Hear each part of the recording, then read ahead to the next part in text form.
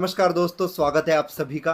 मुझे पता है आपका पेपर है, आपके पास ज़्यादा टाइम नहीं है, इसलिए without wasting any time let's get started. आज के इस वीडियो में हम संस्कृत के पेपर 1 के 100 वेरी वेरी इंपॉर्टेंट एमसीक्यूज को डिस्कस करने वाले हैं विथ आंसर। मैं आपको आंसर भी इसी वीडियो में बताऊंगा। एक एक हम टिक करते जाएंगे, बहुत फास्ट हम इसको कंप्लीट करेंगे। और ये क्वेश्चंस अगर आप सॉल्व करके जाते हैं तो कल के पेपर में, जिनका कल पेपर है, MUHS की बात करो या फिर आप किसी और यूनिवर्सिटी से है और आपका संस्कृत का पेपर 1 बाकी है, उनके लिए भी ये वीडियो बहुत हेल्पफुल होने वाली है। तो हम इसमें क्या करने वाले, एक एक क्वेश्चन को सॉल्व करने वाले। अगर आप इनको अच्छे से करके जाते हैं, इन 100 MCQs को अच्छे से आप सॉल्व करके जाते हैं और बाकायदा इससे पहले आपके कंसेप्ट थोड़े बहुत क्लियर है, आपको पता है, आपने पढ़ा है, और एक MCQs आप करके जाते हैं, तो आपको MCQs का एक बेटर आइडिया आ जाएगा कल के पेपर के लिए। और कल के पेपर में आप आसानी से, अगर आप अच्छे से पढ़े हैं और ये MCQs आप अगर देख के जाते हैं, अच्छे से समझ के जाते हैं, प्रैक्टिस करके जाते हैं, तो 10 से ज़्यादा MCQs आपके करेक्ट होने के चांसेस ज़्यादा बढ़ जाते हैं। मैं कोई दावा नहीं कर रहा हूँ कि इसमें से ही आएगा, इसमें से नहीं आएगा, लेकिन जहाँ तक मेरा एनालिसिस है, जहाँ तक मैंने इसको देखा है, क्योंकि ये जो MCQs है किसने बनाए हैं, डॉक्टर सविता नीला के जो MD आयुर्वेद MA संस्कृत है, और डॉक्टर माधुरी भिड़े जो कि MD PhD आयुर्वेद है। ये मणिकर्णिका पब्लिकेशन की एक बुक है, इसके ये दो ऑथर्स है और ये लेटेस्ट एडिशन की बुक है, मतलब 2025 में ही लॉन्च हुई है मेरे हिसाब से। और ये क्वेश्चंस आपके लिए सबसे ज़्यादा रिलेवेंट, सबसे ज़्यादा इंपॉर्टेंट है। तो इन्होंने अपने नॉलेज के बेसिस पे, अपने एक्सपीरियंस के बेसिस पे, हो सकता है ये भी पेपर सेटर कभी रहे हो, तो इन्होंने अपने नॉलेज के बेसिस पे ये MCQs डिज़ाइन किए हैं। तो बिल्कुल ये आपके लिए बहुत हेल्पफुल होने वाले हैं। तो without wasting any time let's get started. लेकिन शुरू करने से पहले मैं आपको एक बात बता दूं, जैसे हमने MCQs का ये वीडियो, हम MCQs को कंटिन्यू करने वाले हैं इस वीडियो में, उसी तरह से और 2 वीडियो आएंगे, आज ही आएंगे, कुछ ही समय बाद आएंगे। चैनल पे ट्यून रहिए, चेक करते रहिए चैनल को। टेलीग्राम चैनल ज्वाइन नहीं किया है तो टेलीग्राम चैनल ज्वाइन कीजिए और चैनल को ज़रूर सब्सक्राइब कीजिए, क्योंकि इसी तरह से मोस्ट एक्सपेक्टेड 20 LAQs और मोस्ट एक्सपेक्टेड 40 SAQs ये भी मैं आपके लिए लेके आने वाला हूँ। तो वो आपके लिए डेफिनेटली डेफिनेटली डेफिनेटली एक बहुत ही ज़्यादा हेल्पफुल चीज़ होने वाली है, जिससे कि आप कल का पेपर आपका बहुत अच्छा जा सकता है अगर आप इन चीज़ों को प्रैक्टिस करके जाते हैं, इन चीज़ों को अच्छे से करके जाते हैं। तो without wasting any time let's get started. लेकिन अभी तक सब्सक्राइब नहीं किया है, ज़रूर सब्सक्राइब कीजिए। तो आज हम इस वीडियो में, ये देखिए यहाँ पर लिखा हुआ है MCQ set 1, MCQ set 2, MCQ set 3, 4 और 5। हर एक सेट में 20 यहाँ पे लिखा हुआ है, इंटू 5 कितना हो गया, 100 यहाँ पर। तो चलिए शुरू हो जाते हैं। हाँ, और एक बात मैं बताता हूँ, मुझे पता है आपके पास समय नहीं है, इसलिए हम ज़्यादा उसको डिस्कस नहीं करेंगे। अब मैं सीधा क्वेश्चन पढ़ूंगा, मैं अपने दिमाग में सॉल्व करूंगा और आपका आंसर बता दूंगा। क्योंकि 100 MCQs को अगर मैं हर एक का एक्सप्लेनेशन अगर आपको देते बैठा ना, हर एक का एक्सप्लेनेशन अगर मैं आपको देते बैठा, तो it will be very difficult for you to manage time, क्योंकि कल ही आपका पेपर होगा। ये वीडियो थोड़ा लंबा हो जाएगा, इसलिए इस वीडियो को 20 मिनट्स के अंदर हमको कंप्लीट करना है। और उसी की वजह से जो है हम बहुत फास्ट इस चीज़ को कवर करने वाले हैं, 100 MCQs इन 20 मिनट्स। सो चलिए शुरू करते हैं। तो यहाँ पे हमारा क्या आ गया, यहाँ पे हमारा आ गया, कौन सा पेन चूज़ करूँ, ये पेन चूज़ कर लेता हूँ। हमारा आ गया यहाँ पर जो है MCQ set number 1 of paper 1, है ना, पेपर 1 जिसमें ग्रामर का अधिकतर पोर्शन आता है। तो ये देखिए, मैं आपको दिखा देता हूँ, ये है वो बुक, आप देख सकते हैं, ये है बुक। और ये है, इस बुक को पढ़ करके मैं यहाँ पर इस स्क्रीन पे आंसर टिक करूँगा, मैं खुद इसको सॉल्व करूँगा और यहाँ पर इधर इधर आंसर को टिक करूँगा। तो यहाँ पे मैं नीचे देखूँगा, तो आप उतना एडजस्ट कर लीजिए, ठीक है। तो यहाँ पर हमारे पास एक सेकंड, हाँ, यहाँ पर हमारे पास फर्स्ट क्वेश्चन है, एषः शिवसूत्रस्य पर्यायः अस्ति। यहाँ पे 4 ऑप्शन दिए हुए हैं, प्रत्याहार सूत्रम, प्रत्यादेश सूत्रम, आदेश सूत्रम और आगम सूत्रम। तो यहाँ पे इसका आंसर क्या होगा, एक सेकंड रुकिए ज़रा, ये थोड़ा सा कुछ टेक्निकल ग्लिच हो रहा है, let me fix it, please please ज़रा थोड़ा सा पेशेंस और। हमको इसको बहुत जल्दी जल्दी निपटाना है, जल्दी जल्दी फिनिश करना है। Let me solve this technical issue. थोड़ी सी ग्लिच यहाँ पर आ गई है, लगे तो आप 10 सेकेंड्स आगे स्किप भी कर सकते हैं, ठीक है। हाँ, अब कोई प्रॉब्लम नहीं आएगा। चलिए आगे बढ़ जाते। तो फर्स्ट क्वेश्चन हमने पढ़ लिया, इसका आंसर क्या है ये मैं फिर से बता रहा हूँ, ये पेपर 1 है MCQ सेट 1 का, ठीक है।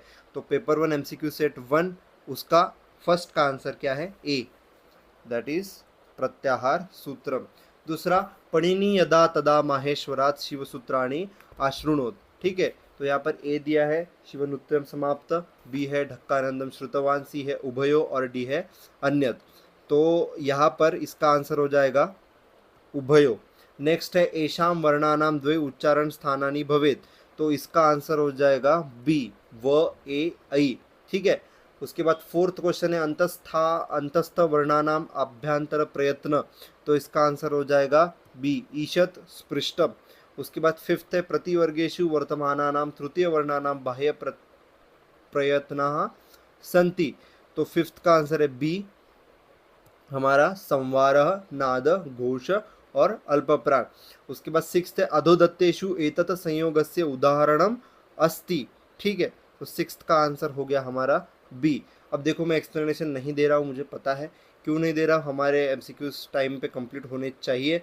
तो इसमें से आपको जितना समझ में आता है उतना आप अपनी समझ के हिसाब से कीजिए, क्योंकि मैं एक्सप्लेन करते बैठा तो 100 MCQs को 30 मिनट्स लग जाएंगे, 1 घंटा लग जाएगा। और ऐसे 2 SAQ और LAQ के हमको करने हैं, SAQ LAQ ज़्यादा इंपॉर्टेंट है, इसलिए मैं एक्सप्लेनेशन नहीं दे रहा हूँ, फटाफट यहाँ पर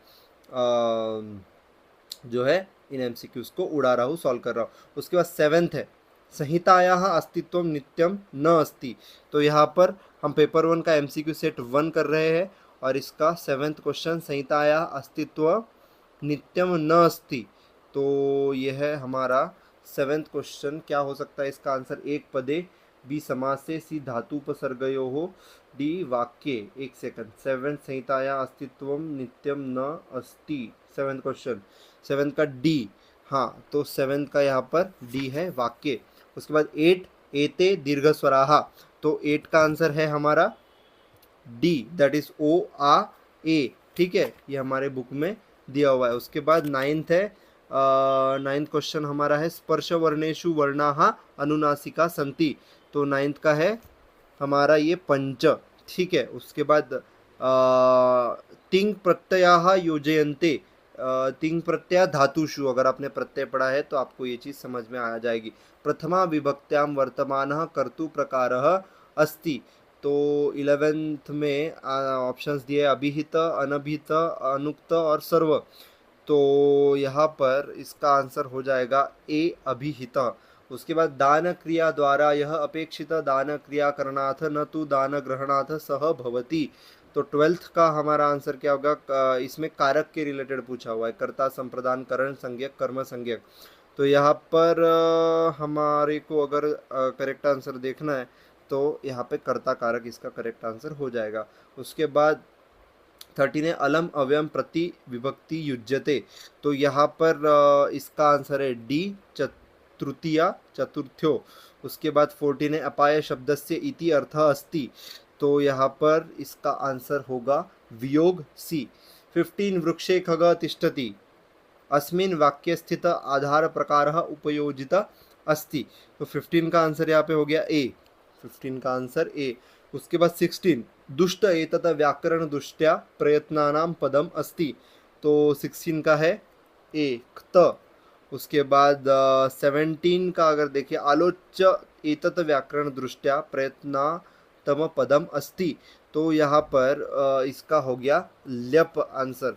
उसके बाद अगर हम बात करें 18 की, तो पदम व्याकरण दृष्ट्या यर प्रत्ययांतम अस्ति, तो इसका 18 का हो गया विधेय सी, है ना, 18 का सी हो गया। उसके बाद 19 है परिचारक रुग्ण सेवा करोति, तो ये अनुरक्त आढ्य योग्य, तो ये यहाँ पे अनुरक्त हो जाएगा, ये ना अनुरक्त, आपको संहिता में आपने इसको पढ़ा होगा। उसके बाद 20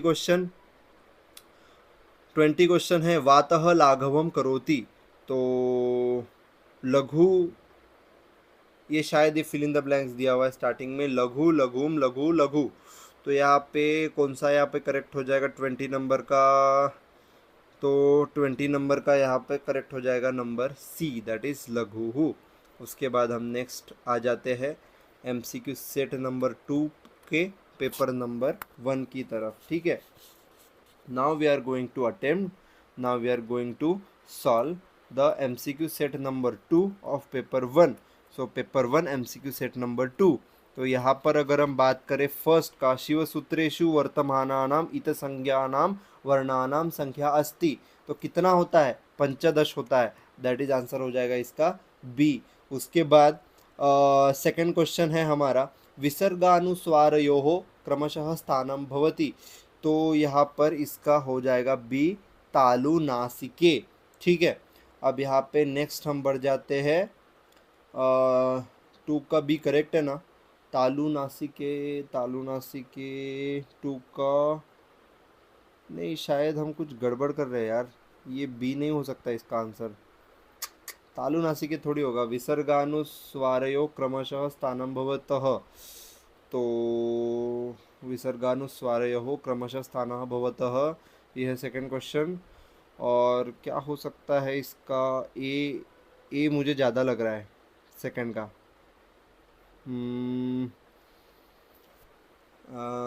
जस्ट अ सेकेंड, मुझे यार थोड़ा कंफ्यूज हो रहा है, ए और डी में थोड़ा कंफ्यूज हो रहा है मुझे यहाँ पर। जल्दी जल्दी कंप्लीट करना है हमें, पता है, बस बस बस थोड़ा सा याद करने दीजिए।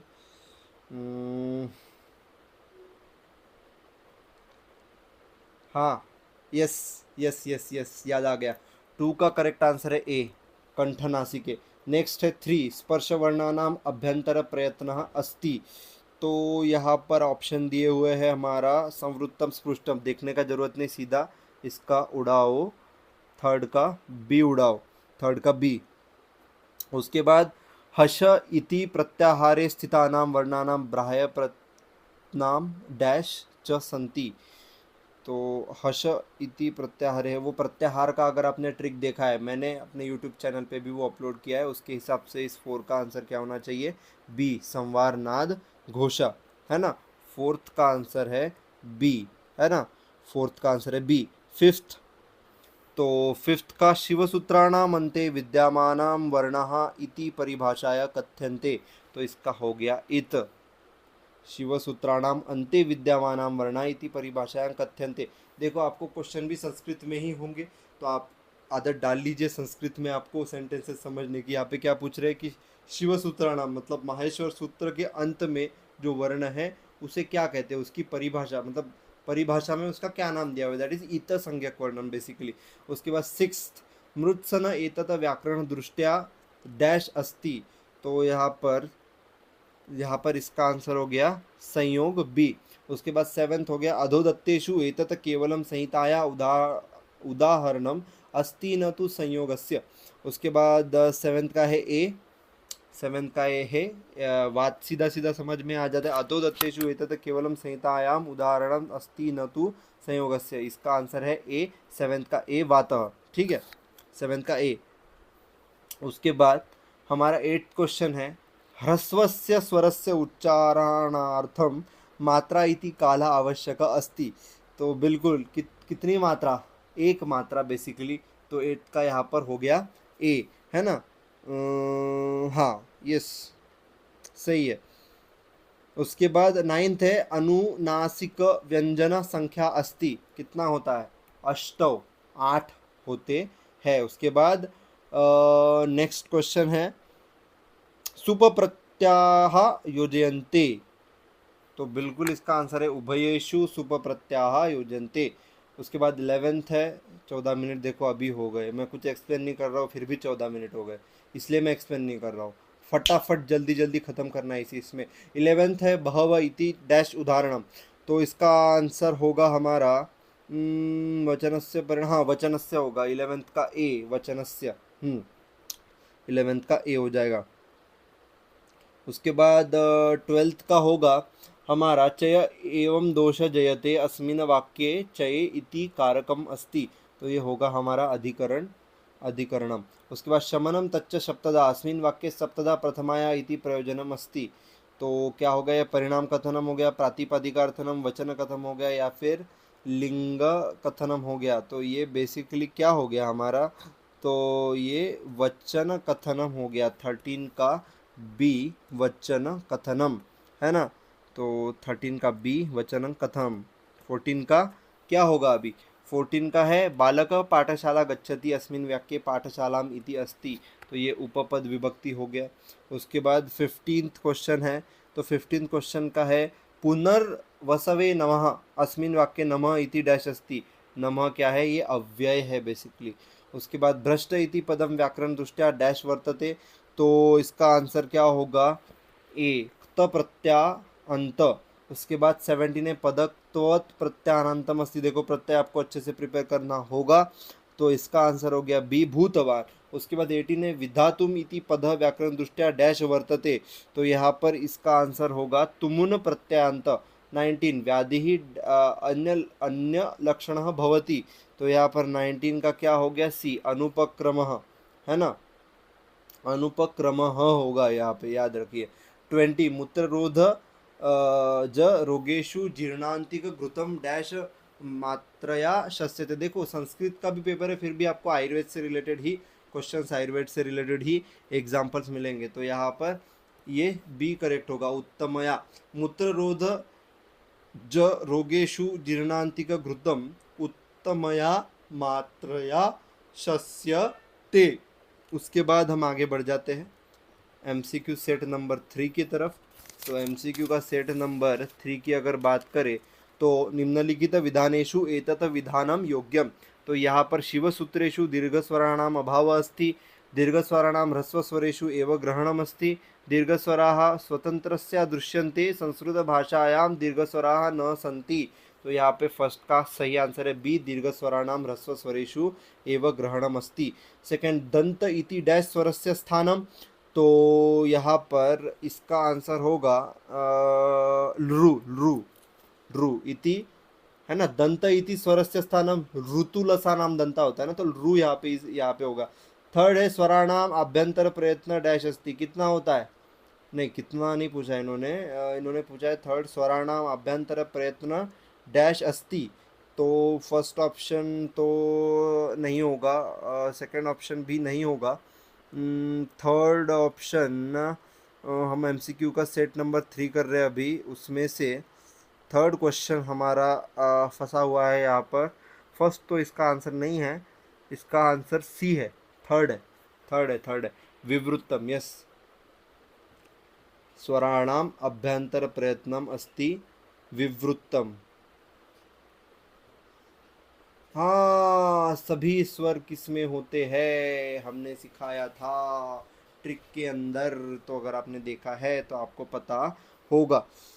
तो अभी हम देखो भाई, ध्यान दो इधर, हम एमसीक्यू सेट नंबर 3 कर रहे हैं, इसके बाद हमको 4 और 5 भी कंप्लीट करना है, इसलिए हमको स्पीड बढ़ानी पड़ेगी।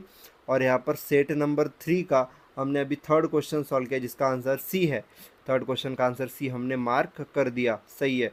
अब फोर्थ देखेंगे तो महाप्राण वर्णाः सन्ति, वर्गेषु द्वितीय वर्ण, वर्गेषु चतुर्थ वर्ण, उष्म वर्ण, डी सर्वे, बिल्कुल all of the above, D इसका सही आंसर होगा।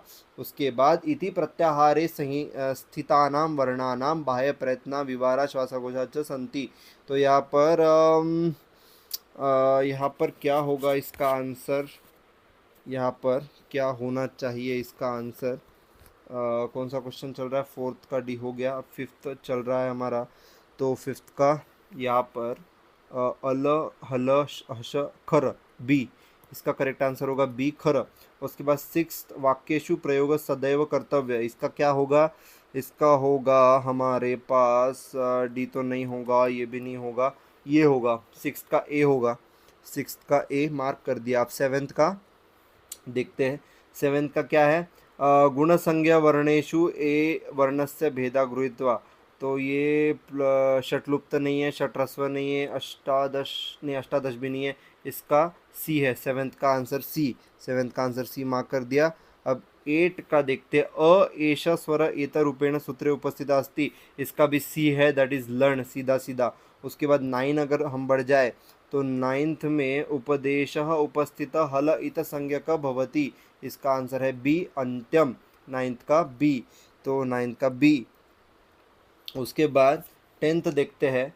टेंथ का हमारा सर्वान दीर्घस्वरान अधिकृत्य प्रत्याहार संभूत, तो टेंथ का यहाँ पे एच में एच इसका आंसर हो जाता है।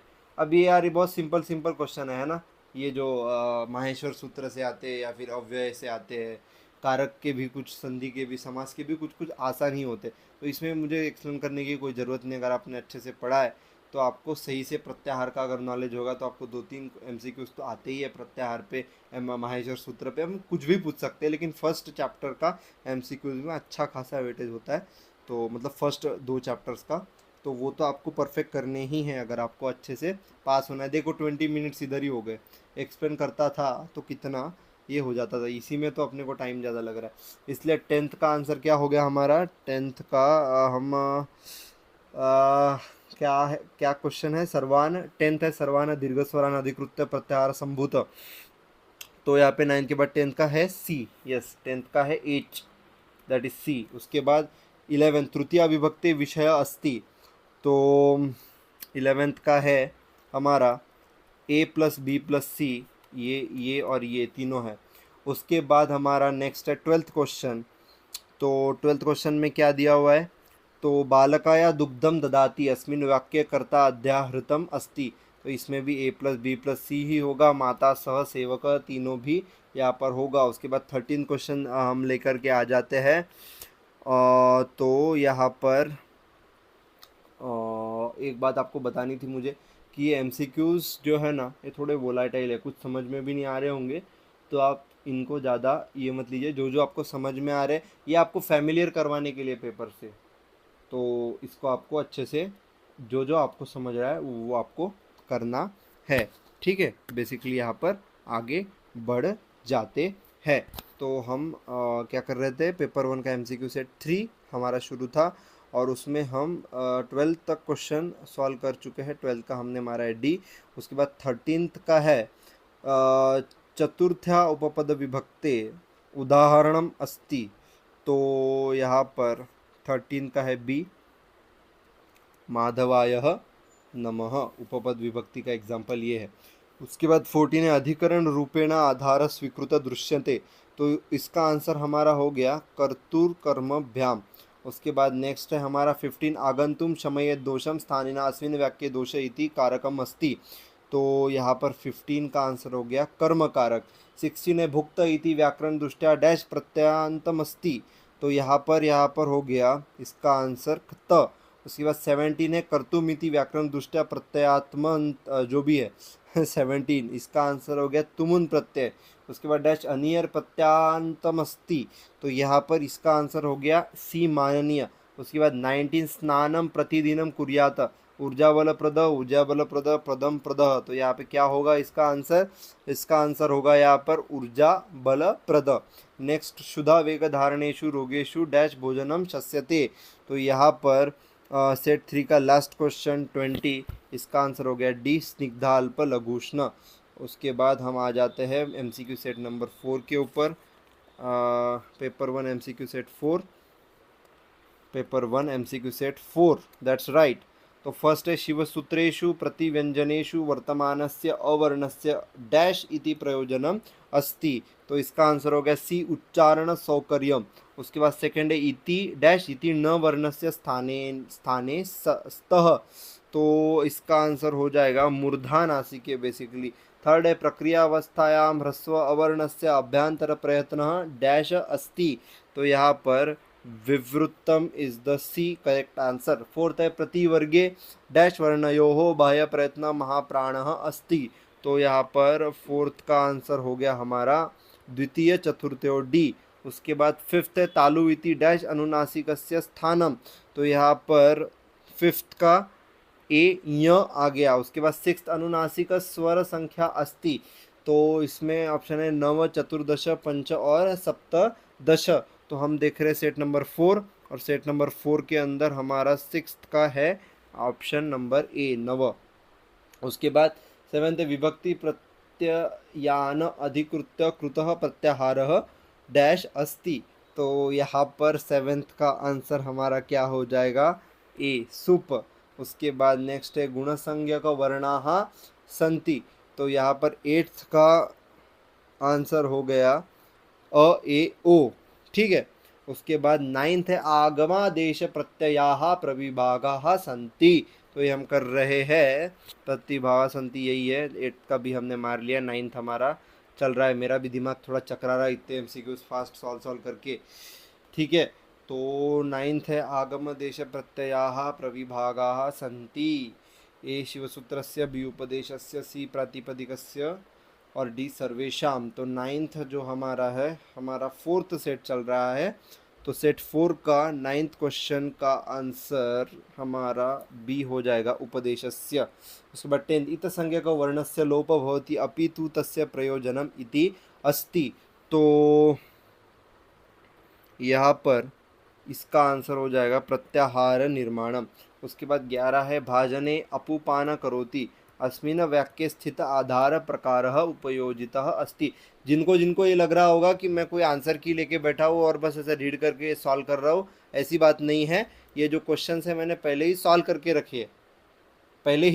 रखे और मेरे इस बुक में टिक करके रखे, ठीक है। तो मुझे पता है क्या है, तो मुझे भी दिमाग लगाने की जरूरत नहीं, मैं आपको डायरेक्ट आंसर बता सकता हूँ। तो मैंने इसको सॉल्व किया है पहले। ये वीडियो ज़्यादा लंबा ना हो जाए, अभी 26 मिनट का वीडियो हो रहा है, समझ रहे हो बात। इसीलिए मैं इसको एक एक चीज़ को एक्सप्लेन नहीं कर रहा, उतना टाइम भी नहीं है। कल आपका पेपर है, आपको जल्दी जल्दी चीज़ें ख़त्म करनी है। तो 11th का हमारा आंसर होगा बी कर्म द्वारा। 12th होगा स्वस्वाभिमाव जो भी है, तो इसका आंसर क्या है 12th का बी। उसके बाद दोषा कोष्ठात शाखायन्ति अस्मिन् वाक्ये दोषा इति कारकम अस्ति। तो इसका आंसर होगा कर्ता। 14 द्रोणो व्रीहि इति डैश उदाहरणम। ये तो भाई क्लासिकल एग्जाम्पल है, किसका, ये क्लासिकल एग्जाम्पल है परिमाणस्य जो है। 15 है इति अव्यर्थ चतुर्थी विभक्ति युज्यते। तो 15 का आंसर है बी स्वस्ति। उसके बाद 16 है डैश अनियर प्रत्यांतमस्ति। तो 16 का आंसर है बी धारणीय। उसके बाद 17 है भिन्नाः इति व्याकरण दृष्टया प्रत्यात्मस्ति। तो 17 का आंसर है बी क्त। उसके बाद 18 आहूय इति व्याकरण दृष्टया प्रत्यांतमस्ति। तो इसका आंसर हो गया बी ल्यप। 19 व्याधि कृच्च साध्य भवति। इनमें से कौन सा आंसर है, तो इसका आंसर है सी शस्त्रादि साधन। उसके बाद 20 वसंते डैश दोष संचय विशोदयेत। तो यहाँ पर 20 का है आंसर ए, दैट इज शीतोद्भवम, ठीक है। तो यहाँ पर हो गया हमारा पेपर सेट 4 कंप्लीट। अब एमसीक्यू सेट 5 पर आ जाते हैं। तो एमसीक्यू सेट नंबर 5, एक सेकंड रुकिए। तो पेपर 1 एमसीक्यू सेट 5 है ना, पेपर 1 एमसीक्यू सेट 5 बिल्कुल। तो फर्स्ट है स व्यंजनस्य स्थानम डैश अस्ति तालु दंता जीवा मुर्दा। तो फर्स्ट का आंसर है बी, फर्स्ट का आंसर है बी, ये बी इसका सही आंसर है, ज़्यादा कीचड़ मिचड़ हो गई दंताहा। उसके बाद सेकेंड है विसर्गानुस्वारयोः स्थानम अस्ति। तो इसका आंसर होगा बी स्वरांतरम। उसके बाद 3 है पफाभ्याम प्राक स्थितस्य अर्ध विसर्गस्य स्थानम डैश अस्ति। तो थर्ड का आंसर है बी, थर्ड का आंसर है बी, दैट इज ओष्ठो। उसके बाद फोर्थ का आंसर है प्रयोगावस्थायाम ह्रस्व अवर्णस्य अभ्यंतर प्रयत्न अस्ति। तो यहाँ पर फोर्थ का आंसर है तुम्हारा ए संवृत्तम। उसके बाद फिफ्थ स्पर्श वर्णेशु डैश वर्णानाम बाह्य प्रयत्न अल्प प्राण अस्ति।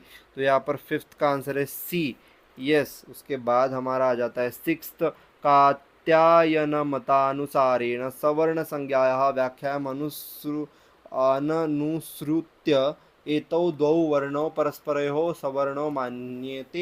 ये थोड़ा सा हार्ड क्वेश्चन है, मुझे भी समझ नहीं आया, तो ये अपन स्किप कर देते हैं। ऐसा क्वेश्चन आने के चांसेस बहुत कम है, मुझे सॉल्व करते नहीं आया, ये हम छोड़ देते हैं, ठीक है। उसके बाद 7th है कस्यापि शब्दस्य अन्ते प्रगृह संज्ञा प्राप्त्यार्थ अक्षरम आवश्यकमस्ति। तो इसका आंसर है तुम्हारा D A plus B plus C. E भी है, ऊ भी है, ए भी है। तो इन तीनों का मिक्सचर करके मतलब all of the above A plus B plus C है ना, A plus B plus C. उसके बाद नेक्स्ट हम आगे बढ़ जाते हैं शिवसूत्र निर्मित डैश प्रत्याहार उर्ण और अपर सूत्रे उपयोजित। तो 8th का आंसर है सी र। 9 शास्त्र प्राप्तस्य वर्णस्य डैश लोप इति कथ्यते। 9th का आंसर है बी, दैट इज अदर्शन। 10 शिवसूत्रेषु अन्ते इत संज्ञक वर्णानां योजना डैश निर्माणार्थम अस्ति। तो 10th का हमारा बी हो गया। प्रत्याहारणा। उसके बाद 11th हो गया अनभिति कार्ताया विभक्ति अस्ति, तो 11th का हमारा हो गया ए तृतीया। 12th अग्र अग्नये स्वाहा इति डैश उपपद विभक्ति उदाहरणम, तो ये होगा हमारा डी। 12 का चतुर्थी विभक्ति, यस चतुर्थी विभक्ति में क्या हो गया स्वाहा अलम षट नमः, ये सब चतुर्थी विभक्ति में ही होता है। उसके बाद 13 है रोगिण परीक्षित अस्मिन वाक्य रोगिणमिति डैश कारकम अस्ति, तो यहाँ पर 13 का ए हो जाएगा कर्म। 14 पित्तम तु स्वेद रक्तयो अस्मिन वाक्ये स्वेद रक्तयो इति डैश कारकम अस्ति, तो अस्मिन वाक्ये स्वेद रक्तयोः, तो स्वेद रक्तयोः इसका हमें क्या बताना है इति डैश कारकम अस्ति, इसका कारक क्या है, तो यहाँ पे 14 का डी हो जाएगा। 14 का है डी, दैट इज अधिकरण। अधिकरण कौन सी विभक्ति होती है, कमेंट कीजिए नीचे कमेंट सेक्शन में। 15 है एतत् स्व स्वाभावी जो भी है उदाहरण, इसका आंसर है 15 का सी, दैट इज उरस्थानम उदानस्य। 16 है वृद्ध इति पदम व्याकरण दृष्टाया वर्तन्ते, देखो आधे घंटे का वीडियो अभी हो गया यहाँ पर, तो 16 का यहाँ पर ए हो गया क्त प्रत्यांत। 17 है एतत् पद तुमुन प्रत्यात्म अस्ति, जो भी है, तो इसका आंसर है 17 का ए वर्तयातुम। 18 है अनुगता इति पदम व्याकरण दृष्टया वर्तन्ते, 18 का है हमारा ए क्त प्रत्यांत। 19 है हमारा यदा ऋतो शोधनम कृत तदा डैश रोगान न प्राप्नोति, इसका है डी, इसका क्या है डी। 19 का डी ऋतुजान, तो यहाँ पर 19 का डी है और 10th का हमारा लास्ट का क्या है ए है ना, 10th नहीं सॉरी 20 का ए है, तो 20 निजा जो भी है इसका आंसर ए है अर्थ अथर्व विहिता। तो इस तरह से हमारा ये 100 क्वेश्चंस हमने कंप्लीट कर लिए। इसको 30 मिनट्स लगे, मुझे माफ़ कीजिएगा मैं हर एक एक्सप्लेन नहीं कर पाया, हालांकि मैं एक्सप्लेन कर सकता था, लेकिन अगर एक्सप्लेन करने जाता तो यही वीडियो 1 घंटे का होता, और 1 घंटा कोई 20 मार्क्स के एमसीक्यू के लिए वेस्ट तो नहीं करना चाहेगा। एमसीक्यू ये बोनस है हमें पास करने के लिए, हमें 10-15 मार्क एक्स्ट्रा मिल जाते हैं तो हम पास होना हमारा आसान हो जाता है। तो मेरी आपके लिए यही टिप होगी, इसमें से जो भी समझ नहीं आ रहा, जो भी एमसीक्यूज कैसे आया उसका आंसर है, जो समझ नहीं आ रहा है जो वो सीधा छोड़ दीजिए, जो समझ में आ रहा है जो सिंपल लग रहा है सिर्फ उसी को कीजिए। और अभी नेक्स्ट एसएक्यू और एलएक्यू का वीडियो आज ही थोड़ी देर में अपलोड हो जाएगा, उसके लिए आप तैयार रहिए। फिलहाल के लिए मैं वीडियो करता हूँ एंड, कल के पेपर के लिए ऑल द बेस्ट, और मिलते हैं नेक्स्ट वीडियो में, तब तक के लिए जय हिंद, वंदे मातरम।